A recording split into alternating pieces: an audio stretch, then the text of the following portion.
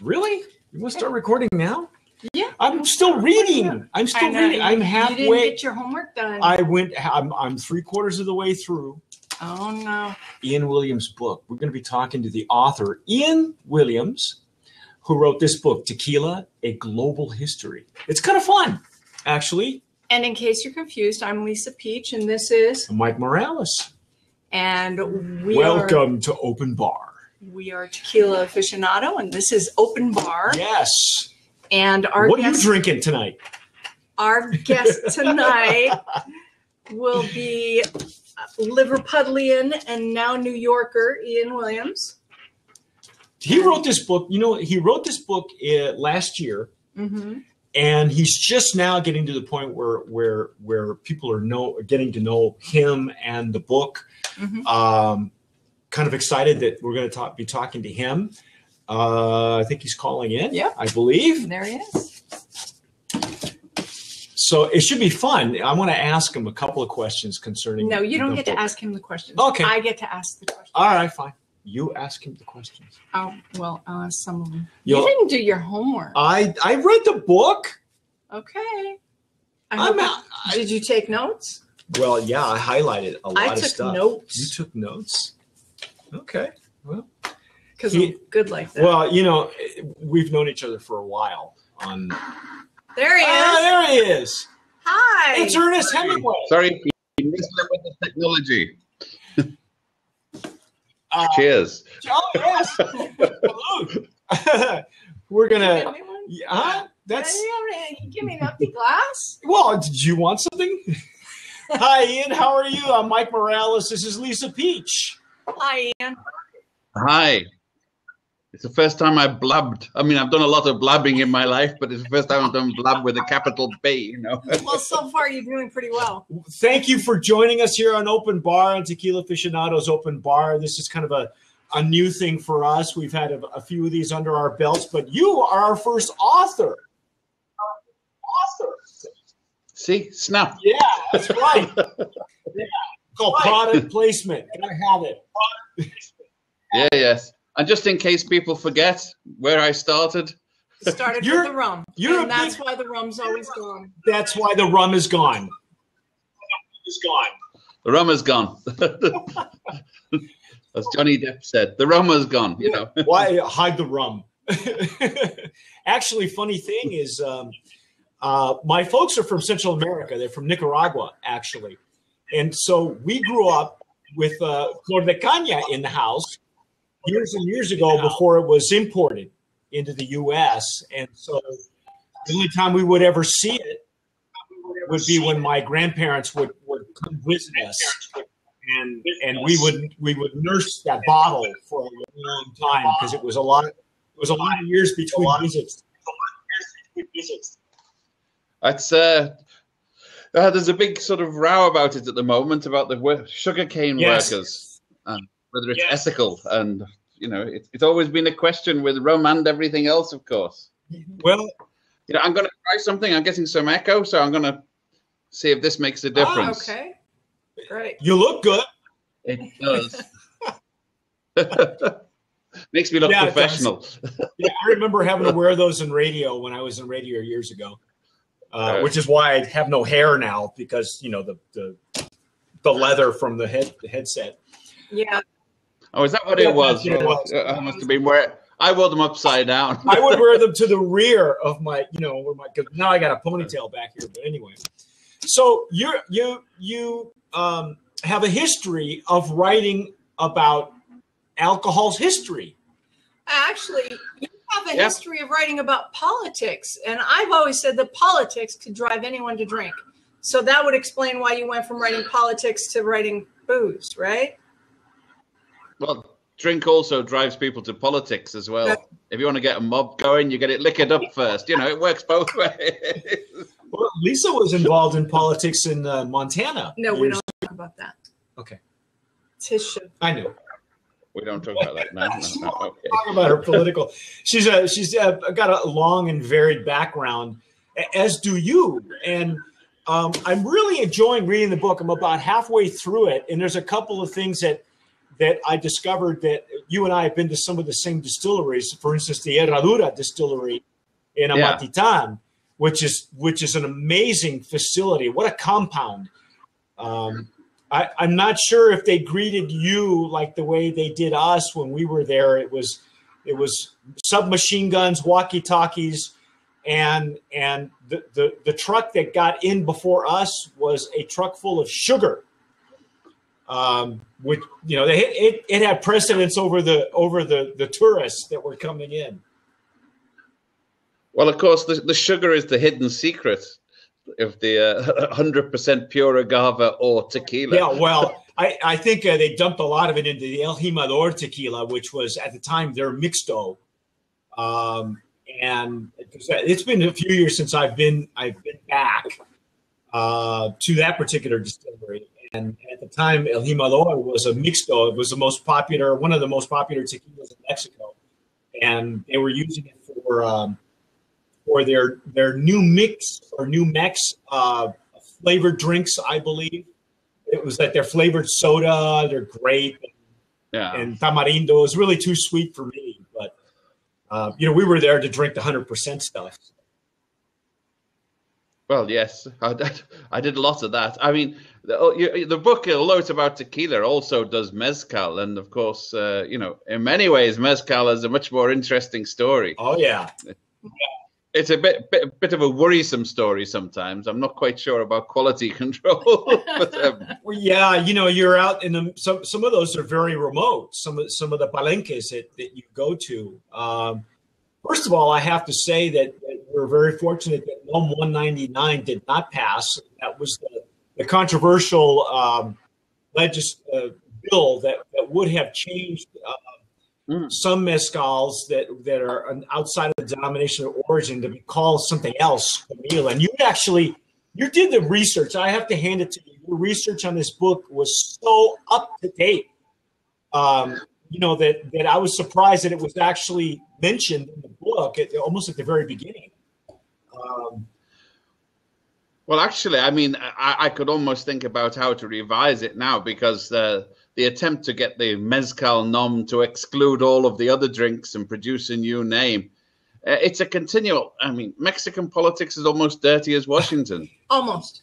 Yeah, I think you would probably have a field day writing about the politics in Mexico, because you need a scorecard just to figure out who the players are. Well, who the big players are, and tequila kicks above its weight in terms of the economy, because people like Beckman from whoever have so much political influence in Mexico City. One of my predictions last year, when the president of China went to Mexico, I put it online, you can check it out, was that the very first item on the agenda would be allowing high methanol content tequila. Yeah, and for years that I had spoken to some other producers. And guess what was the first? Wanted to get into Asia, but it was always a problem because of the ethanol count. And you hit it right on the head. The Chinese relaxed it, and everything has been exported. Off it went.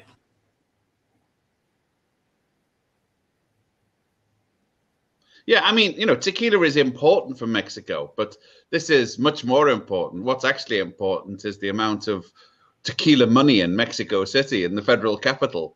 It makes it a major item of Mexican trade. I mean, the whole deal with NAFTA, that basically the Mexicans have to license exports of tequila to the United States. And that's enforced by the United States. You mean almost a unique delivery deal. Of mixto tequila? Is that correct? All tequila. No, all tequilas. I mean, all tequila exported to the United States from Mexico has to be certified by the CRT. Oh yeah, well, you have to get an export license. The intricacies of tequila and the politics involved can be very confusing.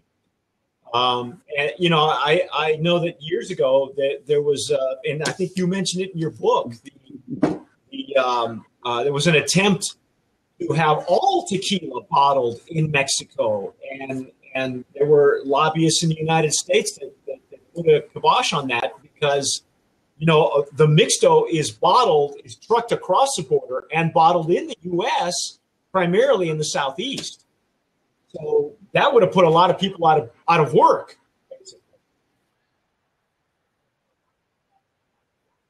Yeah. Oh no. I mean, well, mezcal's actually ahead of that because mezcal doesn't do mixto mostly, not officially anyway. And no.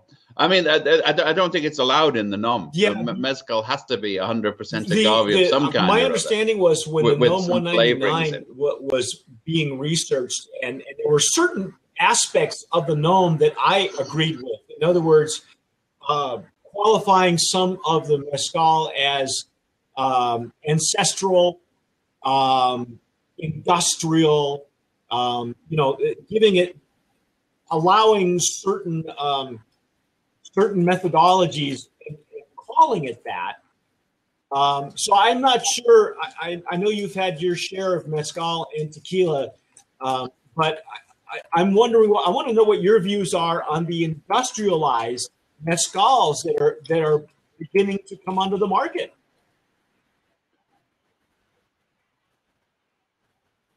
Well, I mean, I think that quite rightly, the people, a lot of the mezcal producers, people like Doug French, for example, from Scorpion, I think he fought against that because it was not what mezcal was all about.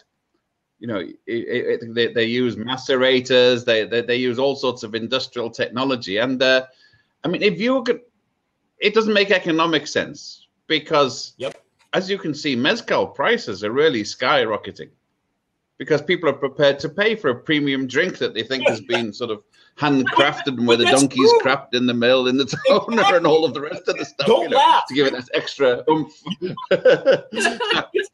People pay extra for that. I know. I'm not serious. You must have talked. I know that you mentioned you refer back to Ana Valenzuela, the famous botanist, agave or maguey botanist, and I know she and I have communicated for years, and I actually met her, and she admitted to me that at one point in the tequila process, that was all part of it. The donkey poo and the donkey piss, and then I think you were at El Tesoro, you were at La Alteña with Carlos Camarena, and you recall that they had a guy who would walk in the vats, and they call him a batidor, to begin the fermentation process. And yeah. Oh well, people like sweaty feet in grapes. It adds that extra je ne sais quoi to the wine. Why not to the agave? I mean, the palancas I went to, it didn't seem to be working properly if it wasn't covered with flies and wasps on the top of the pulp. You made an interesting comment. That for some reason or other, the insects would not go near the mash or the wort as it was fermenting, and I'd never noticed that because it's true when you see agave being harvested, it's covered in gnats and flies because they love that sweetness, but you never see them anywhere near the frothiness, the froth and. No, I think it was at Herradura where they've got open sheds, but with the roof, and I was amazed. This is Mexico. Anything that looks like food it's going to get covered in flies or in creepy crawlies of some kind. And there wasn't one to be there, and they said no, they don't come. So whether it's they're sort of hypersensitive to carbon dioxide or it's something else that the agave gives off, because that became my real heroine in reading the book. The hero or the heroine is the agave plant. I mean, it really is like something from a science fiction movie. It's a mixture between the pod people and the triffids. You half expect the agave to come and chase you down the aisles. How long did you research? I mean, let me put it to you this way. I know that you probably have a wide, an experienced palate, but what brought you into tequila and mezcal? What attracted you to go, I want to research this now? Was it just because it was an obvious next step, or how did it come about?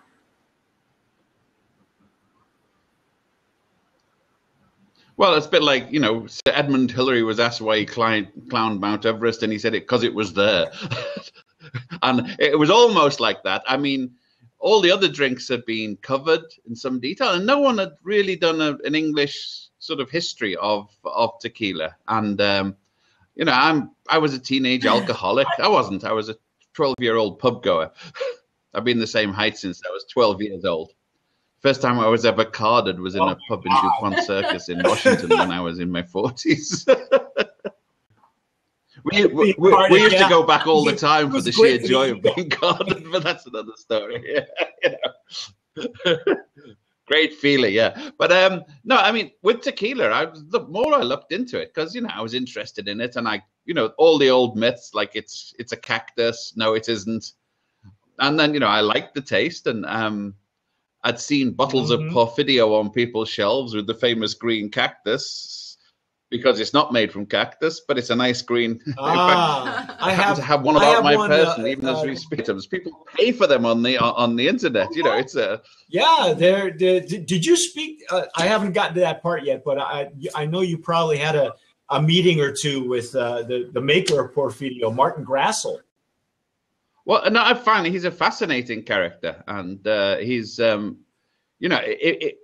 only got a hold of him towards the end of my researches, and I mean, he's just a mine of information about the biochemistry, about the production, about the methanol content, because he was researching ways, and he's got fascinating stories about how he came across this and what he did, and I mean, his life is a sort of a breakdown of the politics behind tequila, because I mean, he calls them the Porfidio Wars. I mean, it was an open shooting war for 5-6 years. He had a Mexican general protecting his distillery from the Mexican police. Did he even have a distillery? That's the whole thing. No.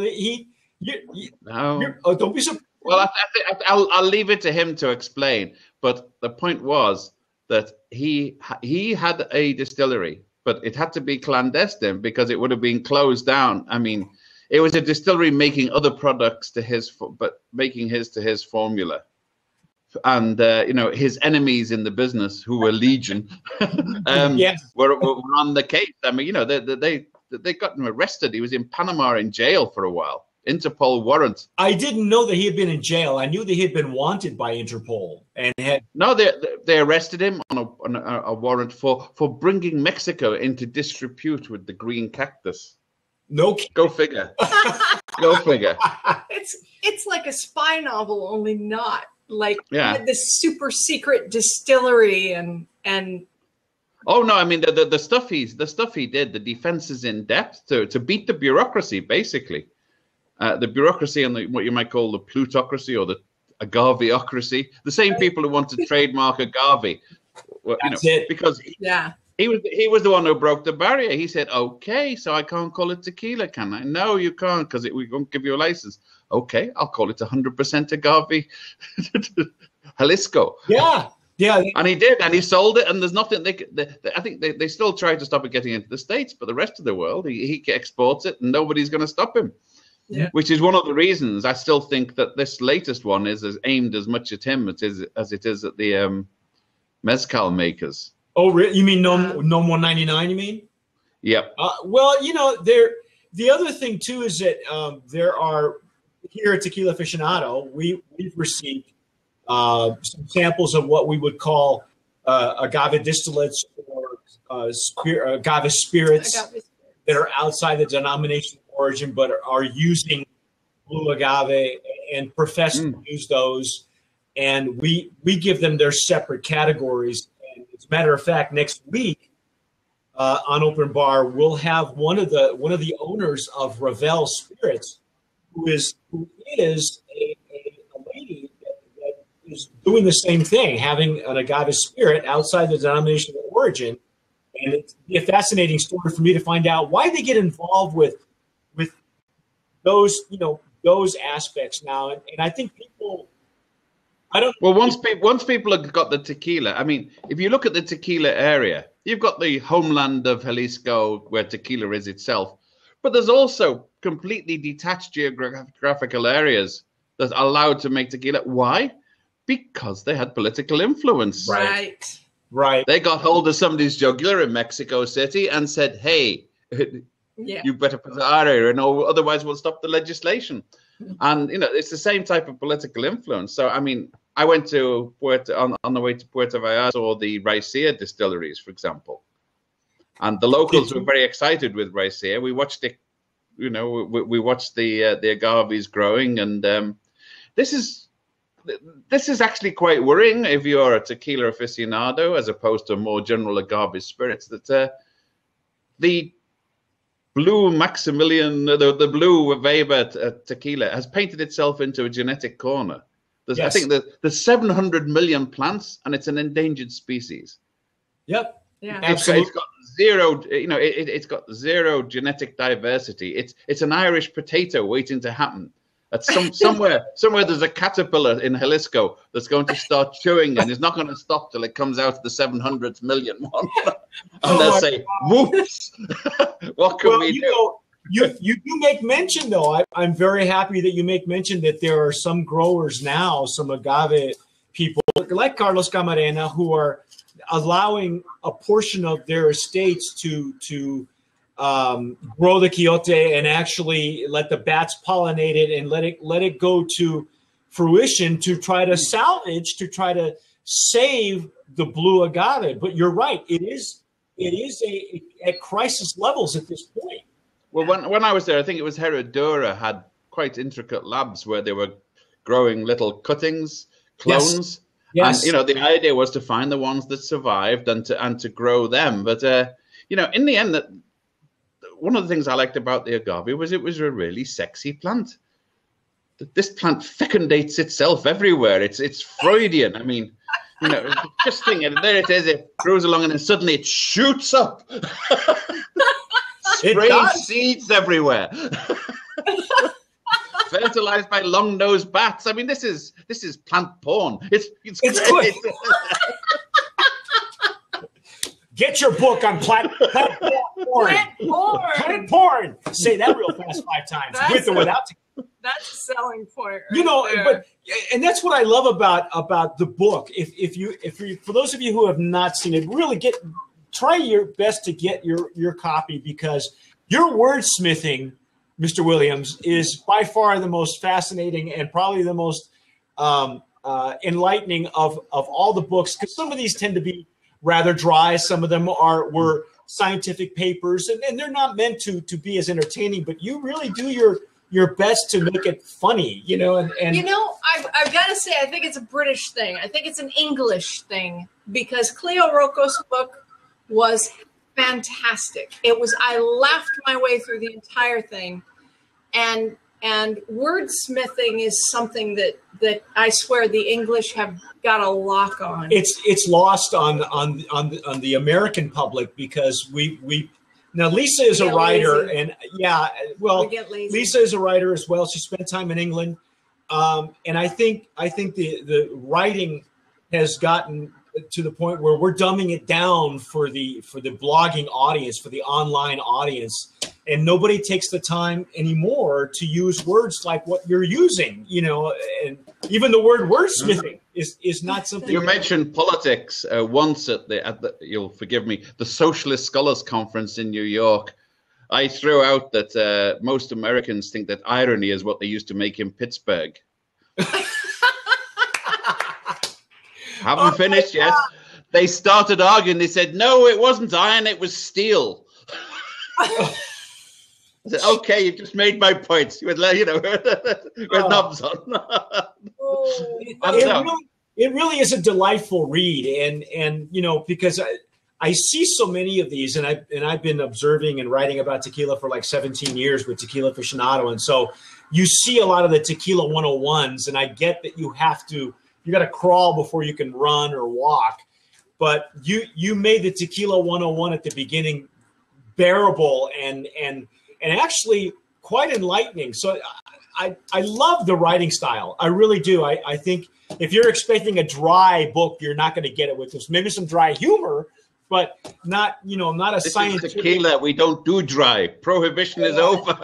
No dry. There are some that, some books that have been translated and others. What did you want to accomplish with your book? What did you want people to take away from it? When you finally got done with it, what? Well, the two things. One is, it's almost like rum. One of the things I've always used to say about rum was that it's usually made in impoverished third world countries.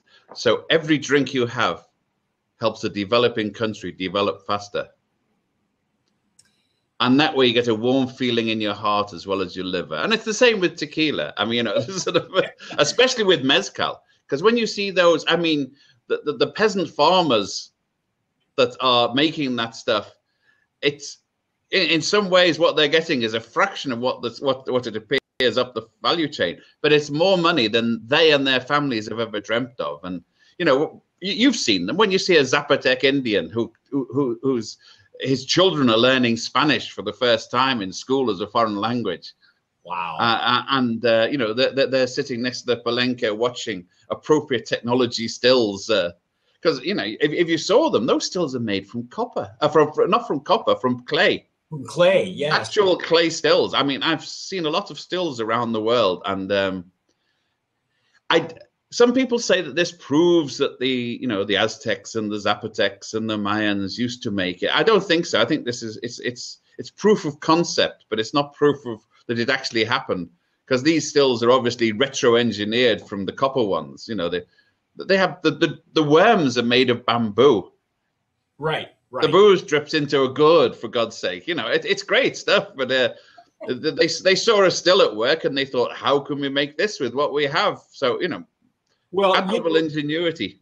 I'm not sure if you may have gotten to him. I'm not sure if it's mentioned in the book, but Ulises Torrentera is a big mezcal scholar. Let's put it that way. And January of this year, he was in San Antonio during our big cocktail conference, and I had a chance to sit in on his lecture. And he had these wonderful slides of stills that I'd never seen, the clay and the copper, of course, and even leather. Some that you mentioned the leather distillation process. And what was interesting was that he said that a lot of times these distillers, it's very much like our moonshiners in the United States. They had to have easily transportable material just in case they got raided. Yeah, well, mezcal was moonshine. They were chased by the police. It was a revenue by the police, and it's where there's class war in agave land, because the tequila people tended to be rancheros, hacienda owners, and they would get the peasants to grow the agave for them and pay them very little for it, and then they'd make it and sell it back to them. They all claimed Spanish blood, very much like they did in California. They claimed the Spanish blood, and they would get land grants and that kind of thing. Yeah, and you go to the mezcal area, and it's these guys stuck up in the hills with a hole in the side of a hill and a clay still. Yeah, and and as I said, Zapotec Indians who didn't speak Spanish even. It was. But we spoke booze. We did very well. Yeah, that's good. Well, the fact that you understand the process as well. You've been exposed to different types of processes. I think I might have been a bit overexposed. I remember going to one, and I said, I had an interpreter. What do you do with the heads? Do you throw them away? Do you use them for cleaning? Oh no, that's the best part. We put it back in. Well, there are some distillers that like to play with the colas, the heads or the tails, and yeah. I know. What I think it was Martin Grassel who pointed out that it's the pulp, it's the woodiness. It's like grappa. Methanol is wood alcohol.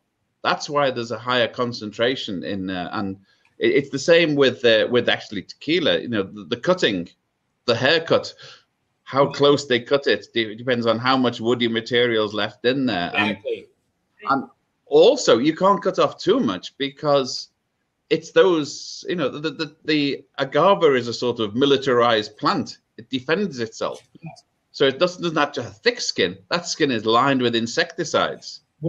It's lined with things to stop other beasts eating them. Hey, if you're going to hang around for 45 years before you get a horn on, you've really got to take some prophylactic measures, haven't you? You know. Hey, man, you know. And so you know that's what gives the flavor. You know, the insecticides and the other protectives, if you forgive the expression, on the outside of the agave tuber. Well, have you seen a diseased blue agave? Just out of curiosity, because I have. Yeah, that's. I mean, they can get really messed up. Oh yeah, it gets chewed up almost immediately by ants and bugs, and it doesn't. Yeah, when once the defenses are breached, then you know it's all the barbarians are inside the city, wreaking havoc. You know, it's the barbarians. It feels like I'm reading the Bible now. I just, you know, God bless you, me son. King Arthur, man, this is the best part about the book. It's not the Bible. The Holy Spirit. Game of Thrones, that's it. It's like a Game of Thrones of tequila. Now, that's what I was going to ask you. Were you exposed to some of the whisperings of the founding families of agave, for instance, you know, of tequila, for instance, the Romo family that did own Herradura, you know, the centuries old story? Well, I mean, it's almost like the Vatican, isn't it? Because he still owns the house in the middle. Yes. Yeah, he does. So it's a beautiful house. I mean, it's a wonderful, you know, it's a hacienda, and I loved it there. And I also thought if I was a peasant outside, I'd want to be bringing my pitchfork and, and torches to get it. Yeah, I think they have one of the oldest trees.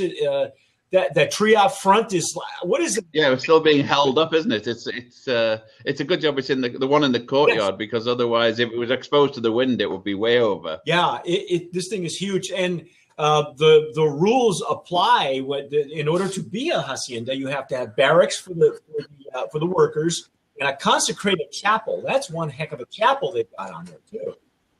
Yeah, no, it's being a born again heathen. It doesn't worry me too much, but you know. I don't go too close because the sound of the font bubbling is a bit too much. Yeah, there you go. Oh my gosh! But yeah, it is. It's the stories that you hear about the founding families. I know that there are several, and of course, some of those are now members of the CNIT. So we talk about the politics involved. Yeah, no, I mean, they're there. A lot of them have cashed in their chips, but I mean, so many of them have now been bought up by multinationals. They're sort of licensees and pensioners, and you know, they're kept around to be shown up to, you know, because hey, you can't have a done something or other unless you can produce a done. The big shows, you know, so they have them there. It's and you know, I have to say that even, you know, some of the big international distillers do take it very seriously, and I'm almost reassured that the Japanese are moving in a big way, because the Japanese take quality pretty seriously. You know, they understand branding, they understand. You know, they took over Macallan, and they didn't diminish it. They worked out how can we maintain the quality and increase the production. I agree. They didn't dilute it. I agree with you when it comes to tequila. For instance, when Campari bought the Espolón distillery, San Nicolás, and they have virtually left it alone.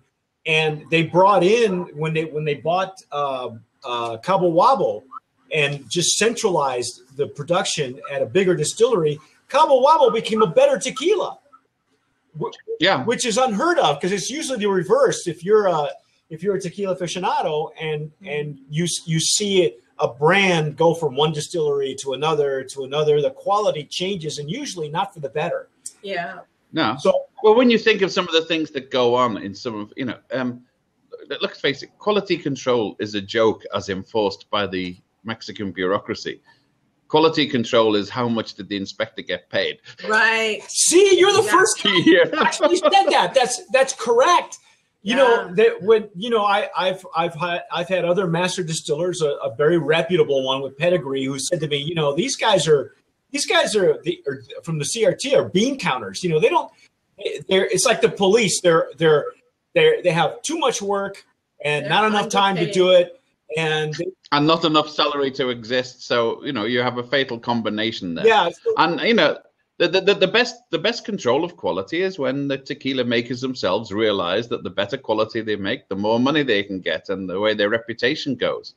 So you've got to be in for the long run. I mean, laying down stuff for years is a big investment. And one of the things about tequila is that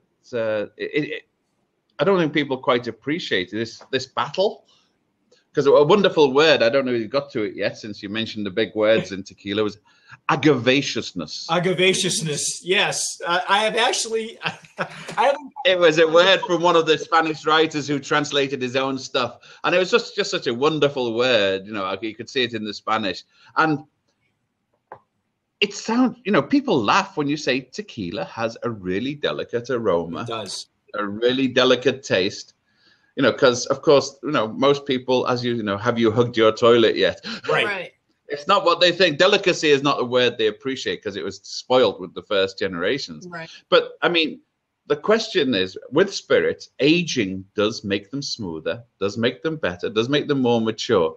And how can you do that without the tannins from the oak and the other elements in the wood dominating that...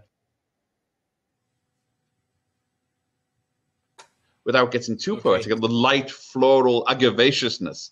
How can you keep that nose? And it's a continuous battle. The really good ones, I'm thinking of, Perfidio is one that did it.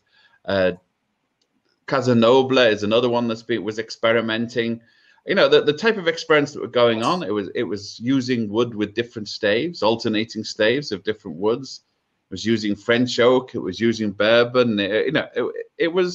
It was playing with it, and the secret is how to get that maturity without losing we were very fortunate. The youthful essence of tequila. Herman Gonzalez, the originator of T1 tequila, and he was the one mostly responsible for the original Chinaco when they were in Tamaulipas. And talk about political history and the history of the state. And how they got into it. It was fascinating to have him here on our dinner table, and he said to me that at our dinner table. He wasn't on it. He wasn't on it. He was at our dinner table, and sorry, I'm sorry, grammatically incorrect. Sorry about that. It's English. The words.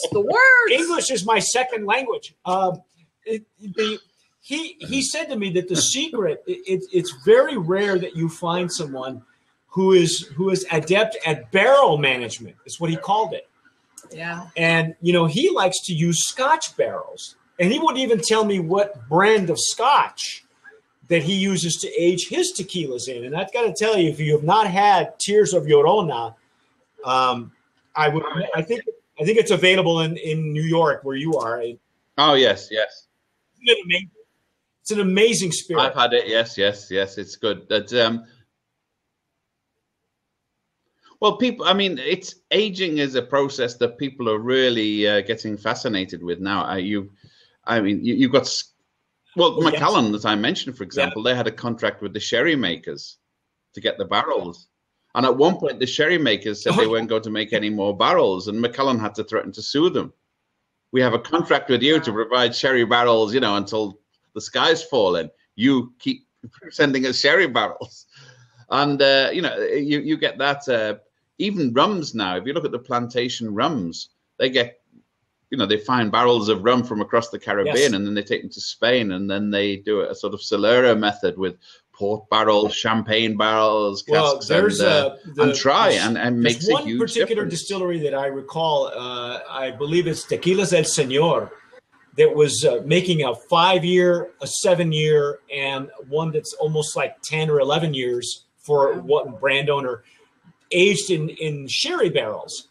And it really is a beautiful spirit. But I got to tell you, you got to watch out for that headache the next day, man, because you can have way too much of that.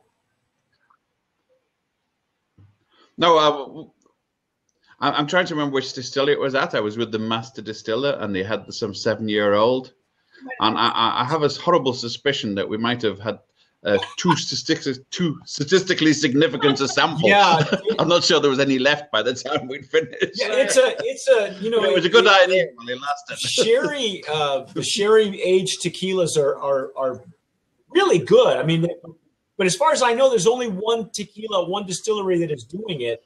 I will say that just the other day I read that there's a shortage of white oak available for bourbon and for whiskey. We have a crisis in the United States. Oh, dear God. We're running out of barrels.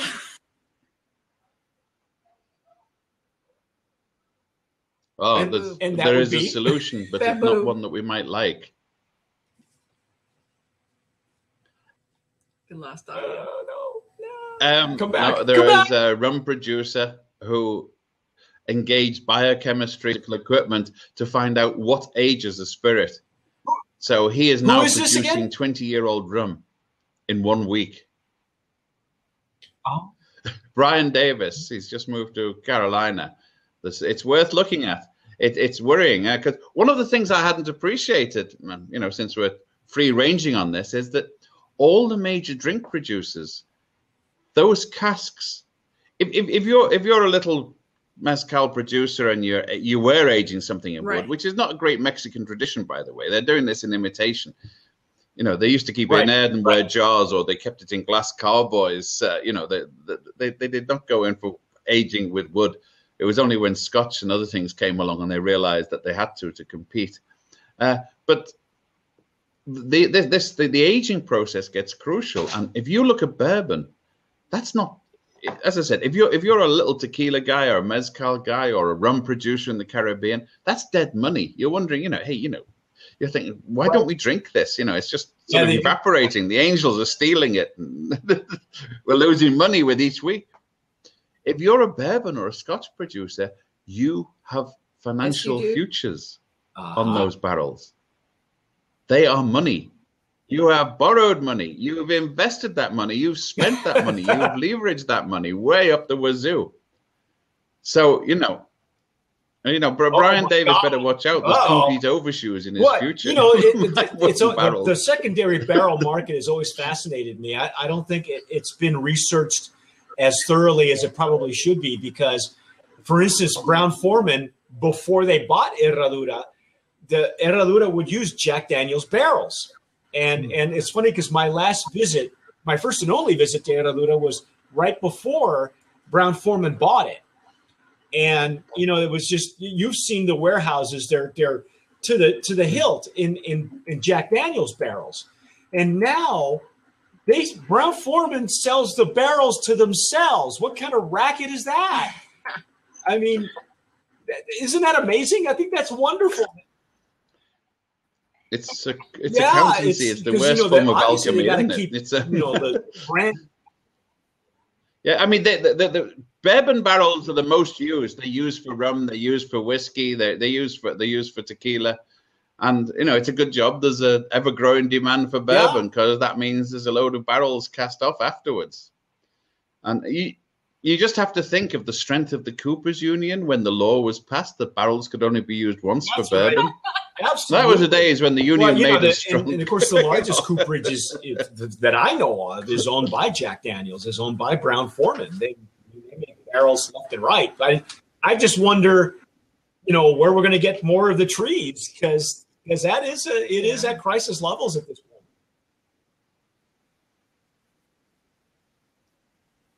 Yeah, well, it's the same. I went to the cork plantations in Portugal. I mean, one of the most ecologically sound projects I've ever seen. There's everything, including the squeak from the cork. And there's been a controversy about cork being used when it comes to tequila as well, because more and more we're getting the, you know, this one is made at La Cofradia, and see that's a synthetic cork.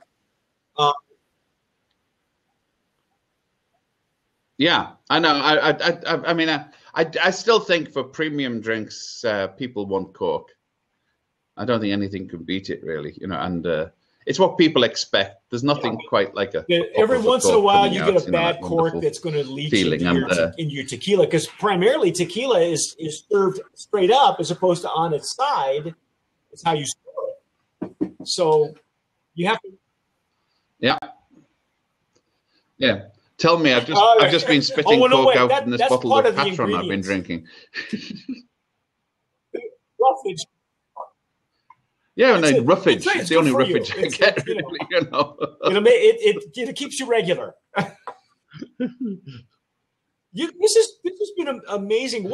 So when you're there, I mean, if you had to choose nowadays between a tequila and a mezcal, where do you find your palate gravitating to? Do you kind of play ping pong, or are you leaning toward one direction now, or how's this work? No, I mean, it's really one of the reasons I like rum is it's got such an infinite variety, you know, of different expressions is the phrase that everyone uses now. You know, I mean, sometimes expression means how much sugar did they put in it, especially Latin American ones. But, you know, in general, there are so many different expressions that people can make it in so many different ways, you know, with the same basic ingredients. And with tequila, there's a limit. You can tell when there's a really good tequila, when you get the agavaciousness coming out and the rest of it. But what I like about mezcal, I mean, for a start, I started drinking spirits with rum and malt whiskey, and you know, so the smokiness of a real artisanal mezcal really appeals to me. And the variety of taste you get with mezcals, you know, the different agave that they use. It was the same with raicilla. You know, I really enjoyed the raicilla, which is it's in the early stages of its production process. It's still at the early moonshine. We tried one here at Tequila Aficionado called Estancia, named after the Estancia distillery. I'm not sure if you've had that one. And it's just lovely. It is a lovely spirit. Very well done. Yeah. We went up with the guys from the 400 Rabbits in Jalisco. Yeah, I went up on their supply trip. You went on into the mountains to get their raicilla stocking for the bar. It was a tough job, but someone has to do it, you know. So we went there and looked over, and it was very interesting because his agave. I mean, there he goes again. I know, it's all about the sex. It's all about the porn. It's agave. I told you it's plant porn. It's the sexiest plant around. I mean, they cross-fertilize. So in the same field, it's officially the same variety, but there's dozens of different ones. You know, most of these names are spurious because, you know, I can't remember whether I developed the concept properly in the book, but I think of agave as one super organism, and it's spread all across the Central American mountain chain. And when it finds a niche, I mean, it reproduces sexually and changes, and it reproduces asexually. It clones, it sends out runners, it throws plants off, it does all sorts of things.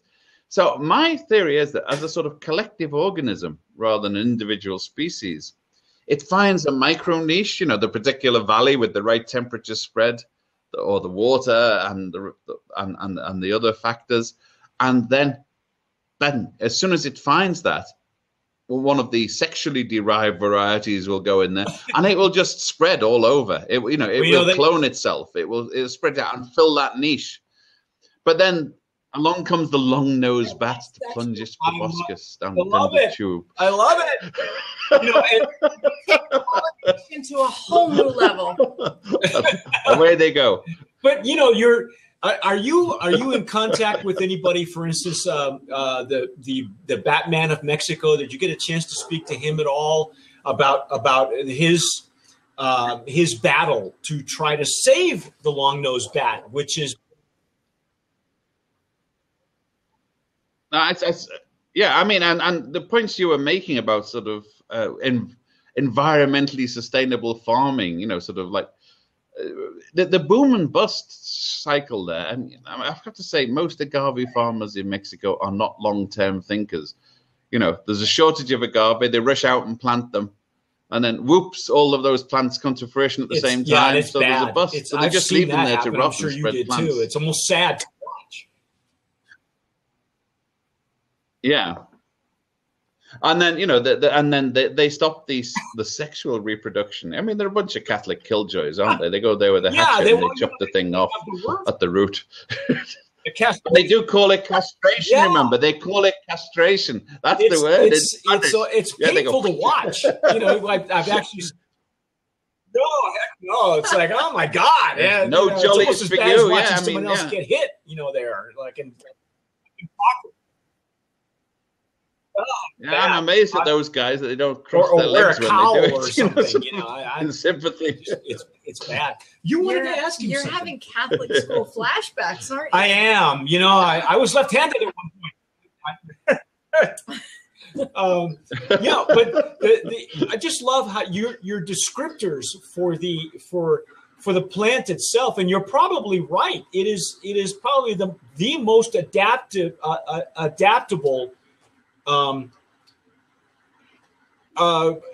plant for, you know, or organism, because the same strain will look different at different microclimates in different countries.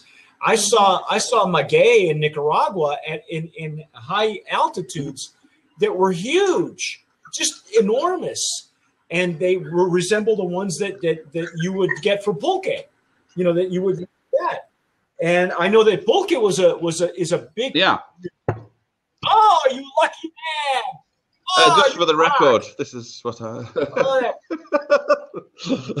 That is just a beautiful. That is a beautiful tequila. I'm crying here because it's that good. Well, you're making me break my rules because we're actually together. Because normally I would never drink sitting on my own. I would wait until friends were around. You know, it's open bar, and everybody expects us to do this. And you know, when we do our sipping off the cuff programs, I got to spit them out because we do, you know, 5, 10, 9 at a time in one sitting. I was at the Miami Rum Festival. I think we I did the same thing when I was at Spirits of Mexico. You had talked you had spoken to Dory Bryant. In fact, she of course, yeah. To Dory, or part of the book anyway. Yeah, well, hey Dory, yeah, Dory. She was the inspiration. She was nice enough to invite me to be a judge at Spirits of Mexico before she sold that show and sold the brand. And that was the largest tequilas ever entered for her show. On our first day, we sampled 111 blancos, and that was just the blancos on the first day. Yeah, whoa, that was a hard fought. No. Even if you spit it out, you wouldn't But ride a bike home. Never you mind sit drive next to a guy with the caliber of Junior Marino. I'm not sure if you've ever met him at all, but Junior, he showed up late. Yeah, he sits next to me. He plows through all these tequilas just like this, you know, and he's picking stuff out, and I was amazed to sit next to him and to watch him work. You know, because he judged and picked, and he was done before I was. I mean, I really took my time with this because I figured she'll never invite me back again anyway, right? And hasn't to this day. But you know, well, no, she has her. Well, she doesn't have it anymore, so and it's gaining traction. But it was such a.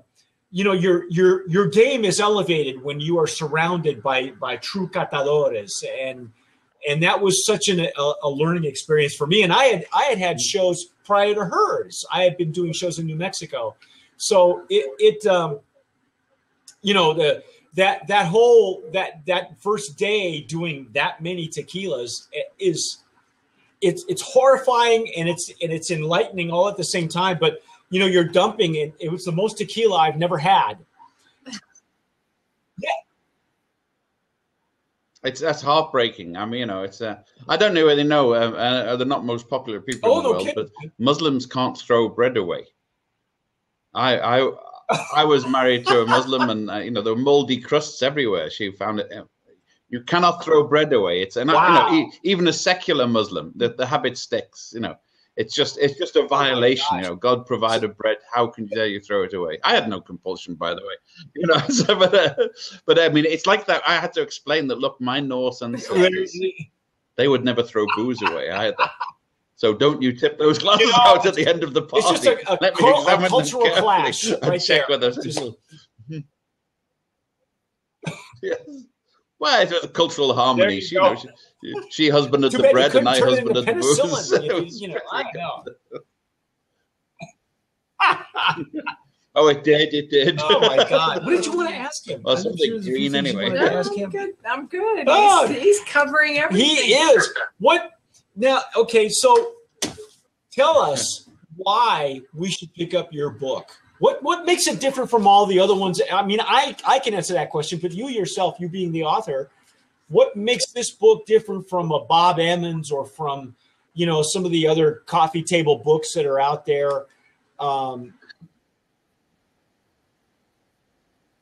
look, it's not just a sort of guide. I mean, frankly, I put cocktail recipes in because the publisher insisted. I mean, as far as I was concerned, the point about books like this, like my rum book before, and another one which I'm working on at the moment, is to give drinks a backstory. Yes.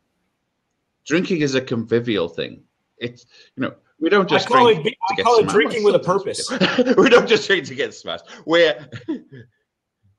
Yeah, I know. No, we drink it as a social lubricant, forgive the expression. Yes, I mean, this is alcohol lube. She's laughing. I was looking to see her reaction there. This is alcohol lube. You know, it's smooth. It's smooth social intercourse, and you tell stories to each other. So when you have a history like this, and I think that was with the appeal of the rum book to a lot of bartenders, was, you know, there's loads of, there's a sort of factoid a page. You know, wow, did you know that? And to some extent, that was it, to give people an appreciation for what they're drinking. And look, when I started writing the rum book, rum was just a coarse spirit that was it was vodka made from sugarcane in Puerto Rico. And you know, and you know, it's gone up market since then. Bacardi actually makes some very good rums now. I think they call it Facundo. But yeah, I know. I mean, they're exquisite rums. I mean, and that's because this is what people want. And the whole, you know, 10 years ago as well, bartenders were resting actors. You know, they were sort of practicing Friends, Romans, Countrymen while they recited you the menu. But now they want to know about the booze. Now they want to know about the drinks. They want to know the backstory. And, you know, this is a skill. It's almost as good as the good old days in Ireland when you needed a 7-year apprenticeship to join the Bartenders Union in Dublin. You know, we're talking serious depths of skill and knowledge and interest now. And I think these books help provide it. So I've got several others which I've been working on, which I think will help fill the knowledge gap and a long and cold night. What can we expect next from you? Well, I did work, and I don't know what they're doing with it, but Campari took over Appleton Estate, and I researched the history of Appleton Estate rum. They'll follow what they did at San Nicolas. I took their pedigree back.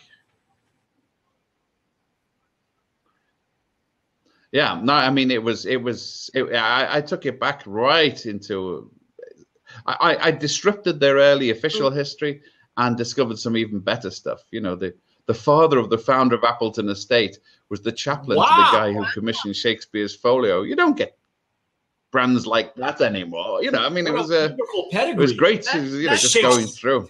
Rum of Shakespearean levels. It's almost as much fun as drinking the stuff, honestly. That's worthy of another round. Yes. Yeah. Silly, yes. No, I mean, it's there. So I don't know what they're doing with the book yet. I gave them the material, but also I'm looking at some other spirits around the world, either collectively or separately. You know, I'm very interested in Chinese spirits because since you mentioned politics, I met by you. I met you in my drinking by you. I was a teenage Maoist. Yeah, I was a teenage mouse. I was in China during the Cultural Revolution and had a drinking competition with the Chinese Prime Minister Zhou Enlai with Mao Tai. Yes. Kid you not? We got pictures. We got pictures. You know, because like this is the age of the internet. If the pictures had never happened, right? Yeah. Well, I've got them on my Facebook page somewhere, but there's so many now. I'm not quite sure I could find them. But so I would really like to look at the Chinese liquors because they do have a history. I mean, some bottles of it were going for a couple of $1 million. For forging Bordeaux. I mean, there's a one or two of those characters who have been, you know, fleecing the world. But you know, there's got to be a. But it's easy to forge Bordeaux because people, the nouveau riche in China, buy the most exquisite Bordeaux and then mix it with Coke. I mean, they deserve to be sold forged Bordeaux. I'd hate to think the real stuff was going to go that way. What do you? Yes. No. But also, you get the different drinking cultures. One of the reasons why the Chinese and the Japanese and the Russians are careful about the methanol content is, you know, we'll drink shots. If you go, you know, as you know, in Asia or in Russia, you don't buy drinks by the drink. You buy them by the bottle. And a couple of bottles of tequila or anything with a sort of borderline methanol content could be seriously toxic by the end of the evening. You know, it's you've got to be really careful. That's the point. Yeah, you know, this phrase about getting blind drunk is meant to be a playful metaphor. It's not reality. Yes. If you drink too much methanol, what do you feel now that you see tequila, the industry itself growing? Now we're talking about mass production of tequila using diffusers and exporting into the Chinese market. Where do you see that going? Is that like the next gold rush, or because that's kind of what I see? But what do you? I don't think so. Look, I think the diffusers are a dead end as on the profit run because, as we were saying before, one of the things about the modern world is industrially produced stuff, whether it's computers. You know, I was telling my children the other day, my first computer, when I bought it, cost the equivalent of, I mean, it's from sterling, about $4,000, $5,000, which was multiplied by 5 or 6 to get the present, you know, rate of exchange. And he wants a Chromebook for $100. And no, they're there. So, I mean, the prices of commodities are driven down. And what people pay for now is that artisanal touch. They like the idea that the sweaty feet have toiled and the hands have done it, you know, because, you know, you could get a computer and laser lathe and it would make perfect copies of everything. But people want the assurance that, you know, sweat has dripped from the brows onto the wood or into it, you know, the sweaty feet have trodden the grapes. People want that artisanal touch. And you have to be authentic because the value of your product just disappears. Your premium product just disappears once people work out that you're cheating them.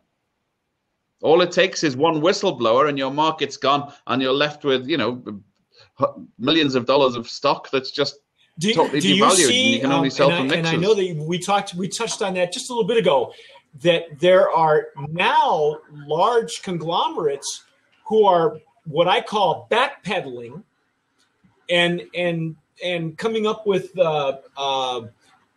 supposedly artisanal made tequilas. Like Patron, for instance, now has Roca Patron, which we tasted. We were up in Austin when they launched it there. It's nothing different than what they're doing now. It's just that they're not blending it with shredded agave. They're using a Taona. Are you seeing that is now a growing market where large conglomerates are backpedaling? Oh, yes. Yeah. I mean, people, that's what people want. You know, look, frankly, a lot of people can't tell. I know. You have to have had a lot of them before you.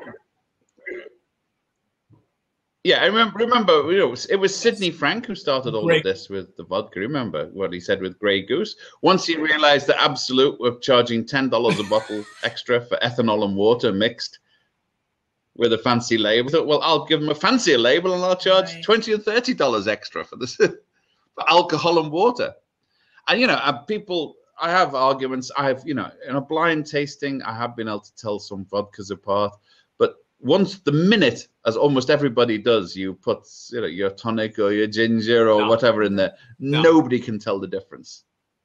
So, I mean, it's one of my basic principles. I mean, I often drink vodka, but if I go into a bar, I ask for your cheapest, nastiest world drink, please. With tonic. Well, why would you pay $20 for, you know, incoherent essence? So it's there. It's alcohol and water. What is it? Because the biggest element in marketing spirits, as far as I'm concerned, I called it Meerdine. Oh, that was Bullshit. French. Wait a minute. Mierda is Spanish, isn't it? Mierda. Yes, same stuff. Same murky stuff. Yes, it's. Now, look, I mean, I read a lot of spirit adverts, and I read a lot of backstories and a lot of histories, and there's no more spurious histories. I mean, Bacardi, a classic. I mean, you know the whole story about. I've heard different aspects of it. Yes. Yeah, the source for the story that an officer in the U.S. invasion forces mixed Coke and rum and called it a Cuba Libre. It was a signed affidavit by an advertising executive in New York in 1930s.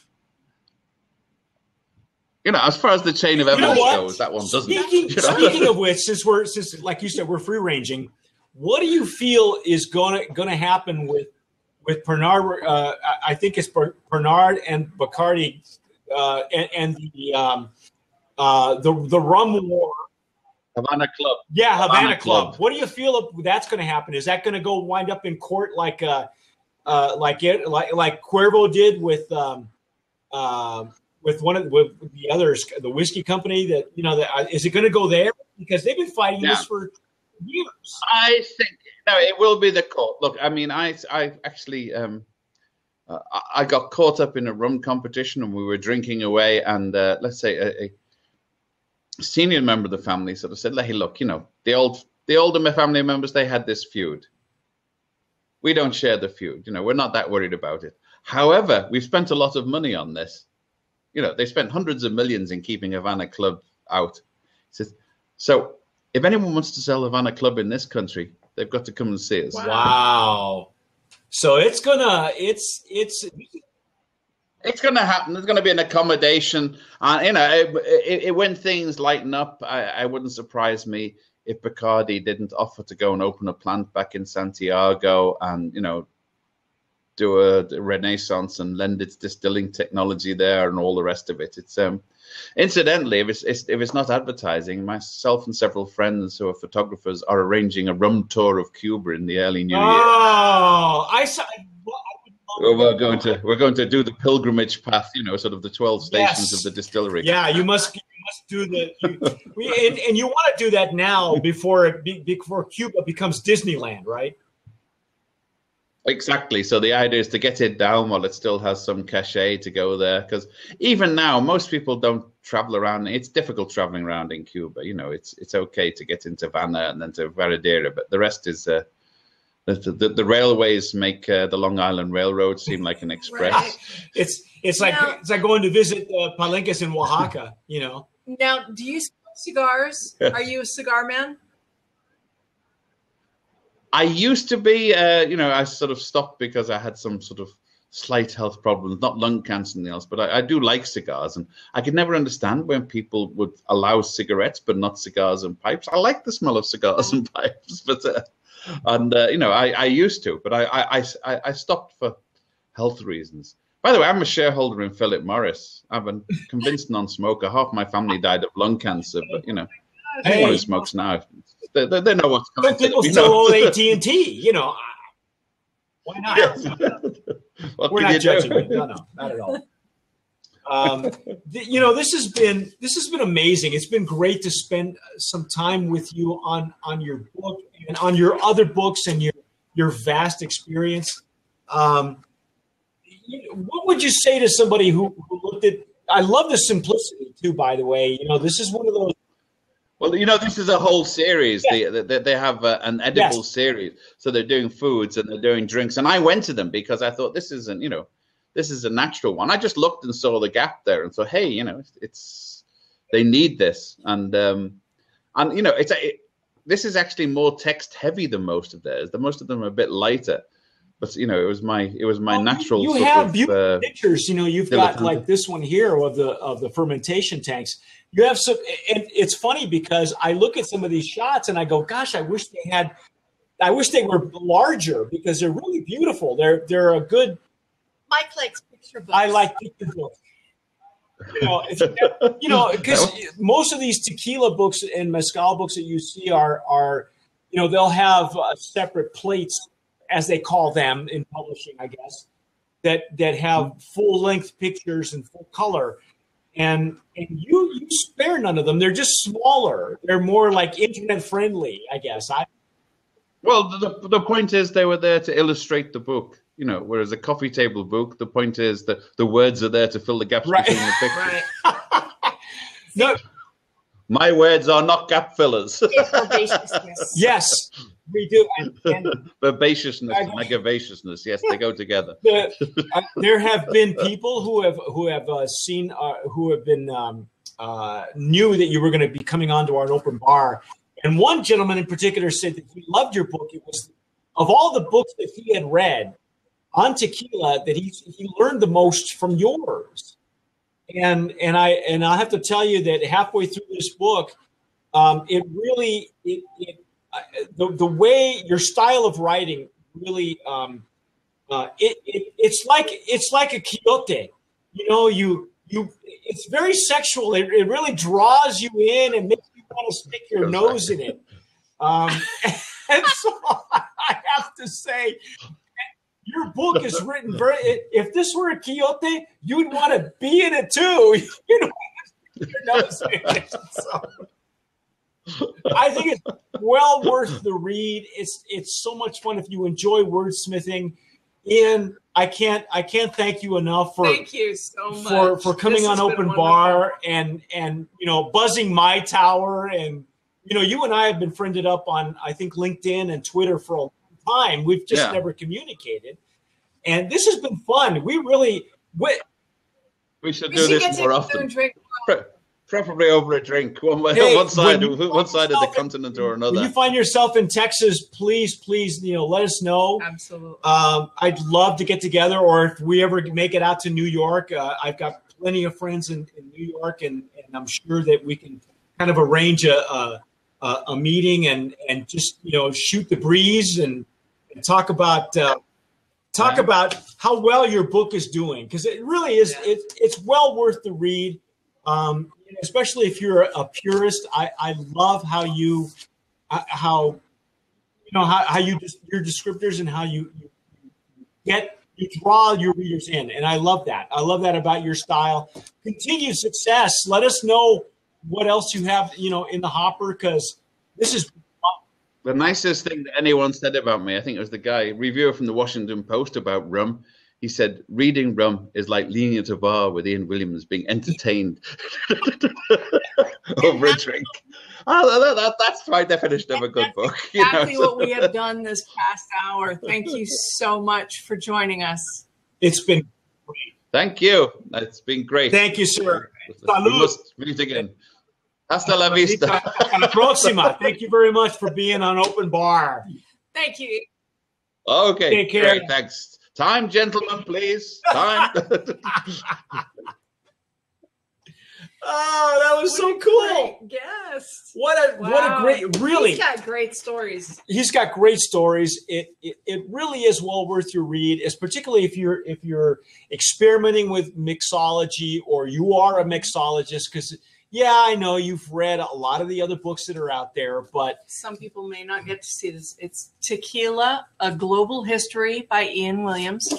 And you will find links to it on our website, on Open Bar. Yep. So you can watch his show and then get the book from Amazon, because it is well worth it. And having him to sit around and drink with this past hour. And Holy cow. Wonderful. Yeah. He's the kind of guy you want to drink with. Exactly. Really, literally the kind of, and drink anything. We do a lot of what he called free ranging, and he has such a vast experience that tequila's our love, but it's not the only thing that we. That's the beauty of this platform, though. Yeah. We have the opportunity to let people talk about everything. Everything. I mean, this is, Ian he's had just an amazing experience. He's written about so much and traveled to so many places. I feel like I love his outlook. Like an hour wasn't enough. No, we may want to have him back on the show. I love the fact that he has a reverence for the artisanal, for the real deal. I love what he said about diffusers. That he has a respect for quality spirits. He does. He does. And that's a great thing. That's a great thing. It's nothing to be, but the neat thing about Tequila Aficionado, and I'm so looking forward to this, is next week. Next week, we have Jackie Thompson of Ravel Spirits. And Ravel Spirits is an agave spirit outside, not tequila, outside of denominational origin. It is a brand of promise winner from Tequila Aficionado. We're going to hear from her and how she got involved in something completely different. And, thank goodness No. 199 didn't pass, because she'd be calling it something else at this point. So join us next week, open bar, 7 p.m. Central Daylight Time. You guys can do the Greenwich Village kind of thing, the Greenwich timeline. It's Greenwich Mean. You'd never. It's my heart's in England. I don't know. It's in England. You just don't know. I don't know. We'll have to take you there. Take me there. All right. Thank you very much for joining us on Open Bar, and thank you, Ian, for a delightful hour. Thank you very much. Bye-bye.